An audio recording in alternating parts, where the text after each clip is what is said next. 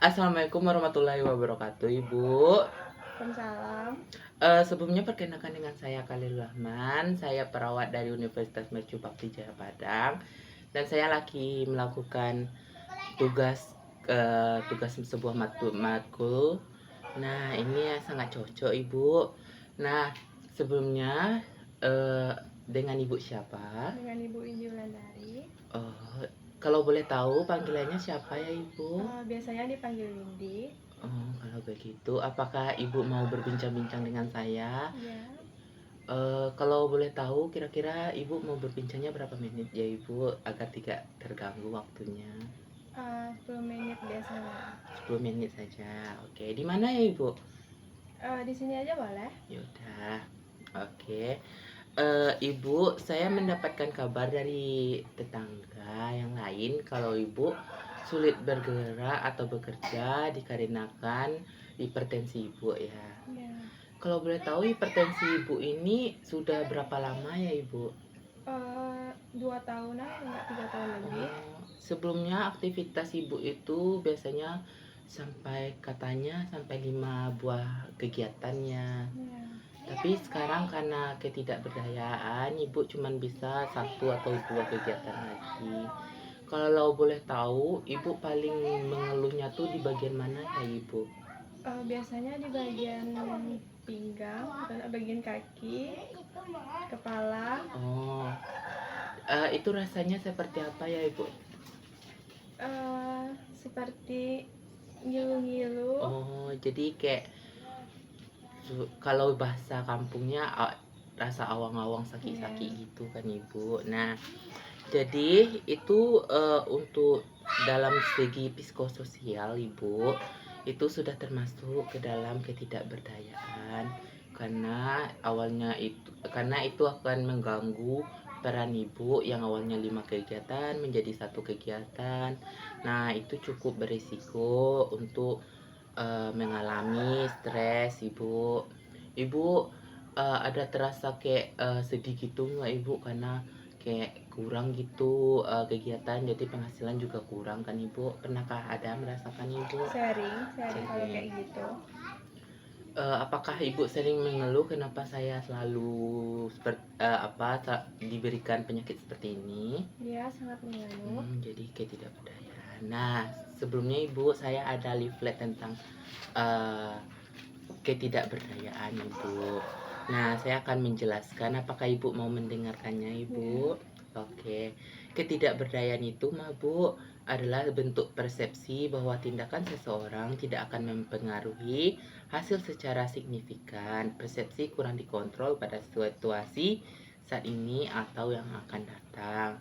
Jadi, sebelumnya tindakan Ibu yang menghasilkan, misalkan kalau dianggap-anggap Ibu, misalkan kayak penghasilan per bulanan Ibu itu berapa kira-kira, Ibu? Minimal 2 juta. Nah, karena tindakan ini akhirnya Ibu cuma mendapatkan uang kayak 500.000. Kalau boleh tahu, karena penyakit ini Ibu sekarang berapa ya, Ibu, penghasilannya, Bu, per bulannya? Kurang lebih 1,5 juta. Oh, jadi lumayan kurang ya, Ibu. Nah, itu Ibu, jadi kayak jadi merasa kayak kurang dikontrol pada situasi ini, Bu.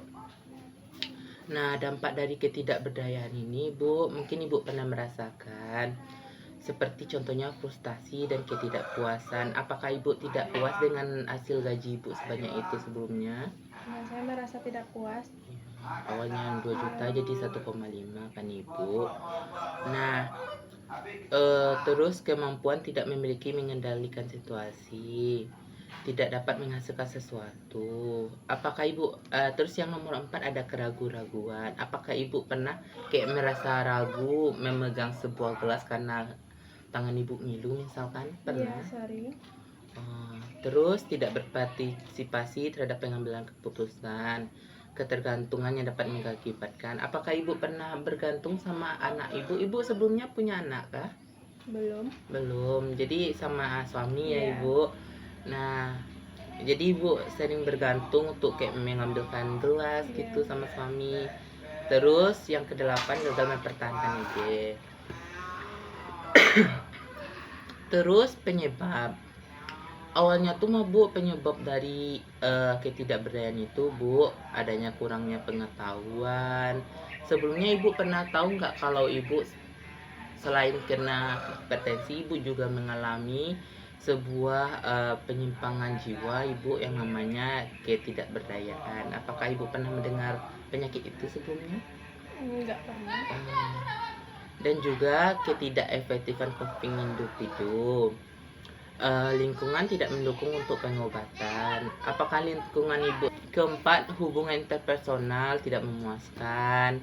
Apakah dengan keluarga Ibu yang awalnya minta tolong, jadi karena Ibu nggak bisa lagi, apakah hubungan interpersonal Ibu tidak memuaskan? Iya, saya merasa itu tidak baik bagi saya.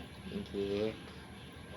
Terus hipertensi ini penyakitnya tuh lebih ke arah kronis atau akut?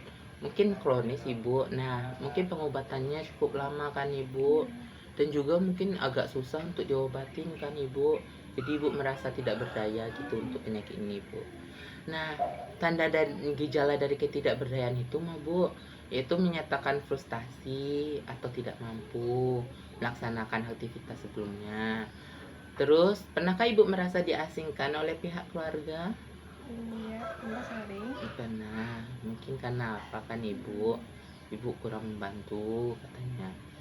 Tapi nggak apa-apa Bu, is okay. I'm gonna be alright. Menyatakan keraguan tentang kinerja peran, menyatakan kurang mampu dan rasa malu, merasa tertekan. Ibu pernah merasa malu nggak karena penyakit Ibu ini Ibu susah untuk beraktivitas? Iya, saya merasa malu ketika saya mau keluar dari rumah atau enggak kepergian. Oh. Terus apakah Ibu merasa tertekan gitu karena penyakit ini? Ibu terus karena kita membahas tentang tanda gejala, ini saya ada beberapa cara untuk mengatasinya. Pertama itu berpikir logis Ibu dan rasional. Kayak Ibu harus memuji diri Ibu terus. Enggak memuji tapi memberikan afirmasi positif seperti aku tuh bisa ya, aku tuh pasti bisa melakukan ini, orang lain kan bisa, kenapa aku enggak, kayak gitu Bu. Terus yang kedua, berpikir positif Ibu. Terkadang berpikiran positif akan membuat masalah itu menjadi tenang Ibu. Terus harapan positif ini seperti ingin penyakit ini cepat sembuh, tapi ada beberapa yang harapannya kayak negatif Ibu, seperti ini lama-lama pasti saya akan apa ini, jangan seperti itu ya Ibu. Terus latihan kegiatan yang mampu dilakukan. Ibu melakukan kegiatan yang bisa dilakukan, seperti Ibu bisa berjalan, jadi Ibu cari aja kegiatan yang banyak berjalannya, seperti itu Ibu. Nah, cuman itu leaflet yang bisa saya jelaskan Ibu. Baiklah Ibu, saya sudah menjelaskan tentang leaflet dan tentang beberapa edukasi tentang ketidakberdayaan. Nah, saya pasti akan bertanya dahulu Ibu, apakah Ibu sudah paham tentang ketidakberdayaan? Iya, sudah. Kalau boleh tahu, ketidakberdayaan itu apa ya Ibu? Resepsi bahwa tindakan seseorang tidak akan mempengaruhi hasil secara signifikan, persepsi kurang dikontrol pada situasi saat ini atau yang akan datang. Gitu Saya ya. tahunya itu yang bisa saya. Betul Ibu, bagus. Nah, karena apa Ibu, saya memiliki 2 buah jadwal Ibu. Jadi besok saya akan datang kembali untuk melakukan tindakan yang cocok yang bisa dilakukan terhadap Ibu. Apakah besok bisa saya datang ke sini lagi Ibu? Biasanya jam berapa? Seperti ini aja Bu, pagi. Boleh. Baiklah Bu, saya undur diri. Permisi ya Ibu. Terima kasih. Assalamualaikum warahmatullahi Ya, wabarakatuh. terima kasih.